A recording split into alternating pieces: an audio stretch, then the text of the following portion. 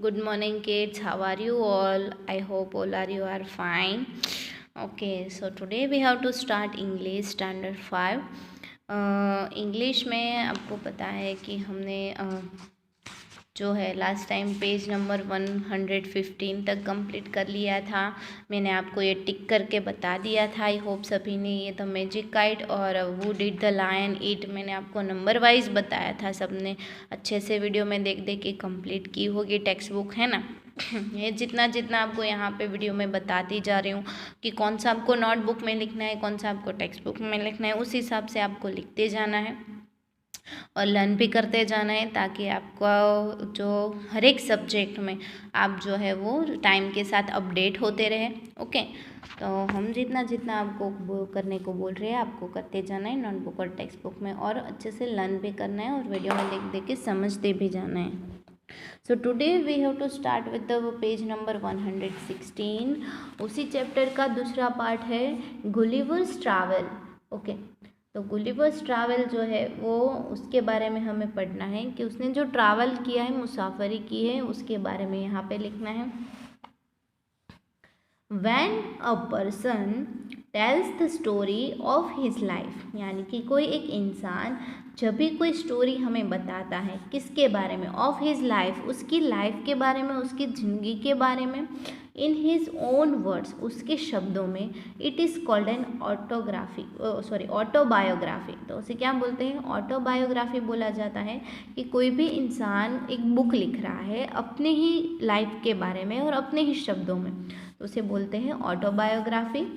Gulliver a sailor was one caught in the land of giants. This is how he described his experience. तो Gulliver जो है वो एक seller था, यानी कि एक बोट चलाने वाला था। was one caught in the land of giants, यानी कि जो एक बार पकड़ा गया था लैंड ऑफ जाइंट्स में। This is how he described his experience. तो वहाँ पे उसे कैसा एक्सपीरियंस हुआ, तो ये चैप्टर उसके बारे में है कि गुलिवर वहाँ पे उन कॉट यानी कि पकड़ा गया था उन लोगों के द्वारा, जाइंट्स के द्वारा। तो वहाँ पे उसका एक्सपीरियंस कैसा था, तो उसके बारे में हम इस चैप्टर में पढ़ना है। So let's start. मैं हर एक वर्ड के नीचे जिसमें अंडरलाइन करती जा रही हूँ, आपको वो सारे वर्ड्स जो है वो नोटबुक में 3 टाइम लिखने और लर्न भी करना है स्पेलिंग के साथ, और वीडियो में अच्छे से ध्यान देना ताकि आपको हर एक वर्ड का जो मीनिंग है वो समझ में आ जाए। On the 16th of June 1730 we discovered land. उन्होंने क्या बोला कि 16 जून 1713 कौन से साल थी? 1730 में। अभी हमारी चल रही है 2020 2020। तो 16 जून में 1730 1713 में वी डिस्कवर्ड लैंड, हमने एक लैंड डिस्कवर्ड करना यानी कि फाइंड करना। सो अवर Captain sent a dozen men with vessels for water if any could be found. हमारे कैप्टन ने डजन मैन यानी कि 12 इंसान भेजे थे वेसल्स के साथ पानी के लिए।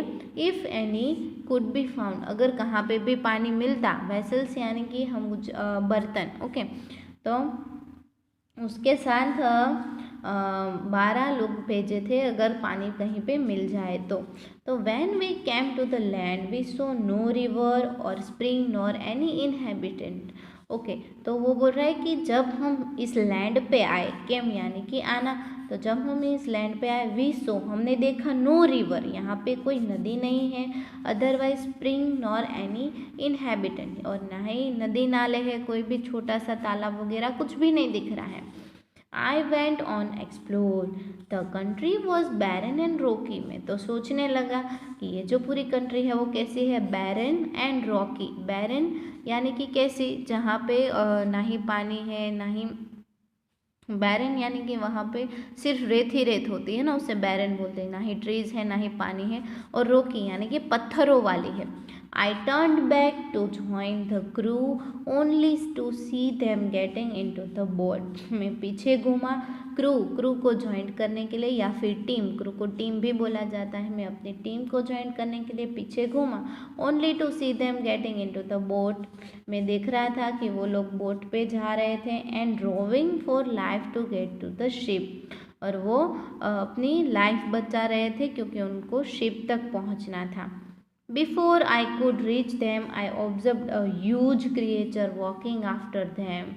मैं उन तक पहुंचता, बिफोर आई कुड रीच, मैं उन तक पहुंचता उससे पहले, देन आई ऑब्जर्व, मैंने देखा, अ ह्यूज क्रिएचर, बड़ा सा एक प्राणी, क्रिएचर मतलब एनिमल, ह्यूज मतलब बड़ा, मैंने एक बड़ा एनिमल देखा, वॉकिंग आफ्टर देम, उनके पीछे चल के आ रहा था, वॉकिंग यानी कि चल के आ रहा था, in the sea as fast as he could, sea दरिए में जितना फास्ट हो सके उतना वो चल रहा था। कौन? वो क्रिएचर, वो प्राणी। The water of the ocean reached only till his knees, जो उस ओशन का पानी था, वो दरिए का जो पानी था वो कहाँ तक पहुँचता था? उसके नीज तक, बस उनके नीज तक ही पहुँचता था, उतना तो वो बड़ा था। वो देखो, हम अगर दरिए में गए तो हम तो पूरे डूब जाएंगे, लेकिन वो जो क्रिएचर था वो इतना बड़ा था कि उतना उसका जो पानी था जो उसके नीज तक ही पहुंचता था। नीज का मतलब तो आपको पता ही होगा, छोटे छोटे थे तब से पढ़ रहे हो गुजराती में, यानी कि वह घूटन। Okay. However, the monster was unable to overtake the speeding boat. लेकिन जो मॉन्स्टर था वो अनेबल, उसके लिए सक्षम नहीं था कि वो बोट की स्पीड को ओवरटेक कर सके, यानी कि उसकी स्पीड से ज़्यादा चल सके। तो मॉन्स्टर, अनेबल, ओवरटेक, ये 3 words. Speeding the boat, boat की स्पीड को ओवरटेक कर सके, यानी कि उससे आगे जा सके। I turned back quickly and climbed up a steep hill with the field. मैं तुरंत ही पीछे घूमा and climbed up, और चढ़ गया। Quickly यानी कि तुरंत, और climb up यानी कि चढ़ना।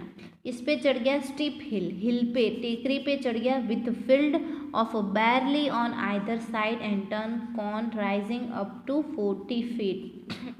और जो फील्ड थी जहाँ पे साइड में 40 फीट तक राइजिंग यानी कि चढ़ना, तो 40 फीट तक में चढ़ गया। There was a fence to pass from one field to other, तो वहाँ पे क्या था? फेंसिंग की हुई थी। फेंसिंग करना यानी कि आपको पता है कि गांव में फेंसिंग करते हैं अपनी फील्ड यानी कि खेत के आजू बाजू। क्यों? क्योंकि उसके अंदर जो ट्रीज़ है सारे, जो उन्होंने क्रॉप्स उगाया है वो एनिमल खा ना सके, तो फेंस का मतलब है उसके आजू बाजू ऐसी वाड़ बनाना। ओके, तो वहाँ पे फेंसिंग की हुई थी एक फील्ड से दूसरी फील्ड में जाने के लिए। I was impossible for me to climb because every step was 6 feet high. मैं जो है वहाँ पे चढ़ने के लिए इम्पॉसिबल था, चढ़ नहीं पा रहा था क्योंकि हर एक स्टेप जो था वो 6 फीट हाई था। क्योंकि वो हिल जो थी हमें बताया है वो कितनी लंबी थी? 40 फीट तक, मतलब 40 फीट तक थी, तो उसे 40 फीट चढ़ना था, लेकिन हर एक स्टेप कितना लंबा था? 6 फीट तक लंबा था। I was trying to find a gap in the hedge when I discovered one of the inhabitants in the next field walking towards the fence. He was of the same size as the creature chasing the boat. Okay, क्या बोल रहे हैं कि I was trying to find a gap, मैं gap जो है वो find करने की ट्राई कर रहा था कि अगर उसके बीच में कोई गैप दिखता है तो मैं वहाँ पे पैर रख के मैं ऊपर चढ़ सकता हूँ। When I discovered one of the inhabitants, मैंने वहाँ पे एक हैबिटेंट्स यानी कि क्या डिस्कवर किया उसने, यानी कि जब भी वो इनहेबिटेंट्स यानी कि ऑक्यूपेंट्स यानी कि ऑक्यूपाई करना यानी कि किसी के लिए जगह रोकना, ऑक्यूपाई कर लेना, कि डिस्कवर्ड मतलब फाइंड करना, कि अगर मैं वहाँ पे कोई जगह ढूंढ पाता इन द नेक्स्ट फील्ड, दूसरे फील्ड में, वॉकिंग टूवर्ड्स द फेंस, मैं फेंस की तरफ गया। मैंने फेंस का मतलब आपको अभी भी बताया, फेंस का मतलब होता है जो झाली की वाड़ बनाई जाती है खेत के अराउंड, वो तो वो मैं फेंस के टूवर्ड्स यानी कि उसकी तरफ में चलता गया। He was the same as the size as the creature chasing the boat, वो जो है वो सेम साइज का था क्रिएचर, बोट के ही साइज का। क्रिएचर जो था एनिमल वो किसके साइज का था? बोट के ही साइज का था। I was struck with the utmost fear, मैं तो वहाँ पे खड़ा ही रह गया। अटमोस्ट फियर यानी कि डर के मारे, and astonishment and run to hide myself, और वो इतना डर गया था जिसकी वजह से वो दौड़ के को हाइड माई सेल्फ यानी कि मैंने अब खुद को छुपा लिया था। He called in a voice much louder than a trumpet, यानी कि वो जो बोल रहा था इन अ वॉइस, जो आवाज़ में बोल रहा था वो इतना बड़ा था, मच लाउडर इतना बड़ा था देन अ ट्रम्पेट, यानी कि जो ट्रम्पेट बजता है उससे भी ज़्यादा उसका वॉइस जो है वो बड़ा था। It sounded like a thunder, वो जो कैसे साउंड कर रहा था, ठंडर की तरह। थंडर यानी कि क्या, तो ठंडर मीन्स वावाजोड़ू, तो वहाँ उस टाइम वावाजोड़े के टाइम कैसी आवाज़ आती है, तो वो वैसी आवाज़ वो निकाल रहा था, ऐसा बोल रहा था, ऐसा लगता था। 7 monsters like him came towards the field ready to rip the corn, and they carried a ripping hook which was a very big। तो 7 monster like him यानी कि उसके जैसे 7 monster came towards the field, खेत के नज़दीक आ रहे थे, ready to reap the corn, यानी कि वहाँ पे कॉर्न उगाया था तो उसे जो है वो रिप करने के लिए आ रहे थे। दे कैरिड अ रिपिंग हुक, वो उन्होंने हुक कैरिड किया था, which was a very big, और वो बहुत ही बिग था।